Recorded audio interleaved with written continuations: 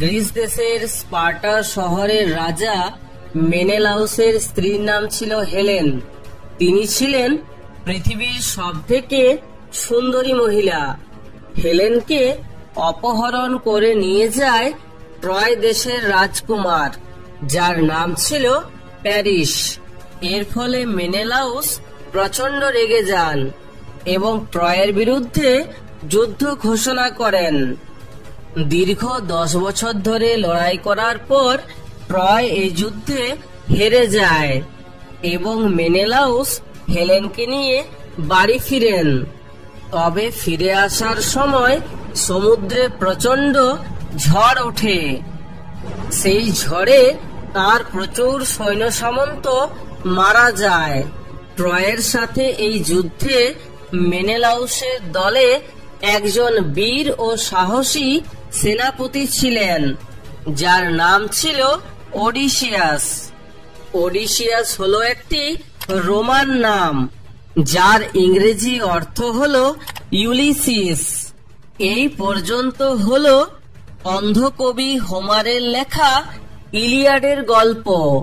এরপর শুরু হচ্ছে ওডিসি মহাকাব্যের কাহিনী। এখানে বলা আছে যে ইউলিসিস বা ওডিসিয়াস এবং তার সঙ্গী সাথীরা ফেরার সময় কি কি বাধা বিপত্তির সম্মুখীন হয়েছিলেন। তারা সমুদ্র পথে আসার সময় সর্বপ্রথম গিয়ে পৌঁছান লোটাস খাদকদের দ্বীপে। সেখানে তারা লোটাস ফুলের বীজ খায়, যার ফলে তারা তাদের স্মৃতিশক্তি হারিয়ে ফেলে এবং তারা আর বাড়ি ফিরে যেতে অস্বীকার করে। ফলে ইউলিসিস তাদের জাহাজের সাথে বেঁধে নিয়ে পরবর্তী যাত্রা শুরু করেন। এরপর তারা সাইক্লোপসদের দ্বীপে পৌঁছান, যেখানে তারা একজন একচোখওয়ালা দানবের সম্মুখীন হয়েছিলেন। এখানে ইউলিসিস তার বুদ্ধিমত্তার পরিচয় দিয়ে সমস্ত নাবিকদের সেখান থেকে বার করে নিয়ে আসেন। সেখান থেকে পালিয়ে তারা সিরেস নামক এক ডাইনির দ্বীপে পৌঁছান। সেই ডাইনি সুন্দরী মহিলার রূপ ধারণ করে থাকত। সিরেস ইউলিসিসের নাবিকদের খাবারের সাথে কিছু মিশিয়ে দিয়ে শূকরে পরিণত করেন। তবে ইউলিসিস তাকে প্রেমে জয়লাভ করেন এবং তার নাবিকদের আবার মানব রূপে ফিরিয়ে আনেন। ইউলিসিস যখন সাগরে চলছিলেন, তখন তিনি সাইরেন নামক এক ধরনের জলপরীদের সম্মুখীন হন, যাদের গান শোনার পর নাবিকরা তাদের প্রতি আকৃষ্ট হয়ে জাহাজের থেকে জলে ঝাঁপ দিয়ে আত্মহত্যা করছিলেন। ইউলিসিস এই বিপদ এড়ানোর জন্য তার সৈন্যদের কান মোম দিয়ে বন্ধ করে দেন, কিন্তু ইউলিসিস তাদের গান শুনতে চেয়েছিলেন, তাই তিনি কানে মোম দেননি, কিন্তু নিজেকে জাহাজের সাথে বেঁধে রেখেছিলেন। এরপর তারা একটি সংকীর্ণ সাগরে পৌঁছান, যেখানে দুটি ভয়ঙ্কর বিপদ ছিল, যাদের মধ্যে একটির নাম ছিল স্কিলা এবং অপরটির নাম ছিল ক্যারিবারিস। স্কিলা ছিল এক রাক্ষস, যার 6টি মাথা এবং তীক্ষ্ণ দাঁত ছিল, আর ক্যারিবারিস ছিল এক বিশাল ঘূর্ণিঝড়, যা সবকিছু গ্রাস করে নিতে পারত। ইউলিসিস জানতেন যে যদি তারা স্কিলার দিকে যায় তবে কিছু পরিমাণ নাবিক মারা যাবেন, কিন্তু যদি তারা ক্যারিবারিসের দিকে যান তাহলে তাদের পুরো জাহাজ এবং সকল নাবিক একসাথেই মারা যাবেন। শেষে তিনি স্কিলার দিকে যাওয়ার সিদ্ধান্ত নেন, যাতে কম ক্ষতি হয়। এইভাবে ভয়ঙ্কর বিপদের সম্মুখীন হয়ে 20 বছর পরে ইউলিসিস নিজের বাসভূমি ইথাকায় ফিরে আসেন তার স্ত্রী পেনেলোপ ও পুত্র টেলেমাকাসের কাছে। তারপর তারা একসাথে সময় অতিবাহিত করেন, কিন্তু শীঘ্রই তিনি এই জীবনটাকে একঘেয়ে বলে মনে করেন। তার এই অলস জীবন পছন্দ নয়। তার চাই সেই আগের মতো দুর্গম অ্যাডভেঞ্চার। তাই তিনি তার পুত্রের হাতে তার রাজ্যের ভার দিয়ে তিনি চলে যেতে চান সেই দুর্গম অভিযানে। লর্ড আলফ্রেড টেনিসন হোমারের লেখা ইলিয়াড ও ওডিসি নামক দুটো মহাকাব্যের পাশাপাশি দান্তের ইনফার্নোর দ্বারাও প্রভাবিত হয়ে এই কবিতাটি লেখেন।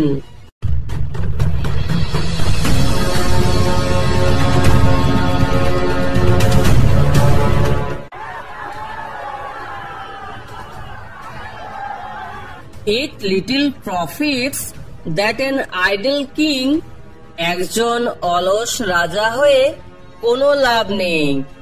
অর্থাৎ ইথাকার রাজা ইউলিসিসের আর অলসভাবে জীবন কাটাতে ভালো লাগছে না। বাই দিস স্টিল হার্থ, এই নিশ্চল চুল্লির পাশে বসে থেকে, অ্যামং দিস ব্যারেন ক্র্যাগস, ইথাকার এই অনুর্বর পাহাড়ি জমির মধ্যে আবদ্ধ থেকে, matched with an aged wife, একজন বয়স্ক স্ত্রীর সাথে সময় কাটাতে আর আমার ভালো লাগছে না।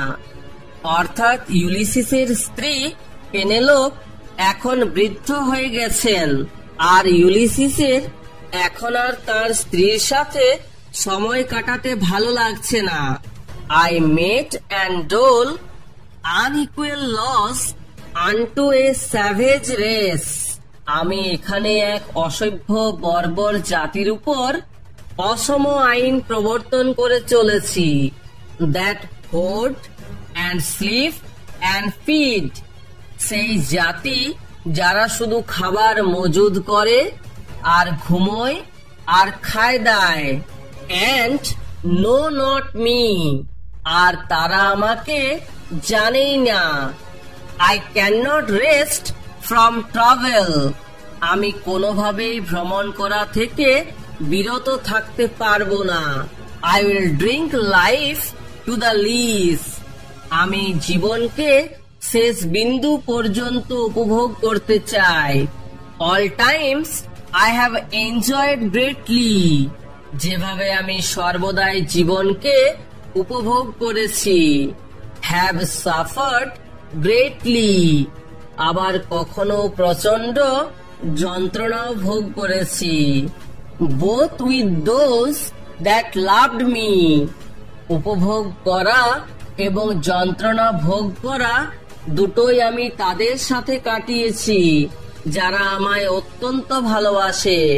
অ্যান্ড অ্যালোন অন শোর, আবার কখনো বা সমুদ্রের তীরে একাই কাটিয়েছি। অ্যান্ড হোয়েন, আর যখন, through scudding drifts the rainy Hyades, Trojan যুদ্ধের পর ইথাকা ফিরে আসার সময় আমি প্রচন্ড বর্ষার মধ্য দিয়ে সময় কাটানোর পর যখন আকাশে হায়াডিজ নক্ষত্র মণ্ডল দেখেছিলাম। ভেক্সড দ্য ডিম সি, যা ক্ষুব্ধ করে তুলেছিল ঘোলাটে সমুদ্রকে। I am become a name, আমি একটি নামে পরিণত হয়েছি। For always roaming with a hungry heart, কারণ সবাই জানে যে আমি সব সময় একটি ক্ষুধার্ত হৃদয় নিয়ে ঘুরি। Much have I seen and known, আমার এই অভিযানের সময় আমি অনেক কিছু দেখেছি এবং জেনেছি। সিটিজ অব মেন, বিভিন্ন মানুষদের দ্বারা গঠিত শহরের সম্পর্কে জেনেছি।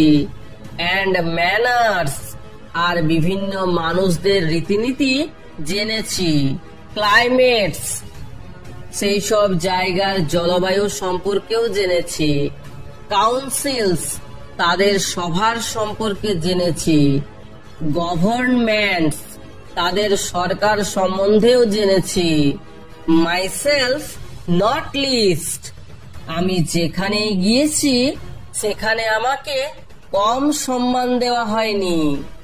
But honoured of them all, বরং আমাকে অনেক বেশি সম্মানিত করা হয়েছে। and drank delight of battle with my peers.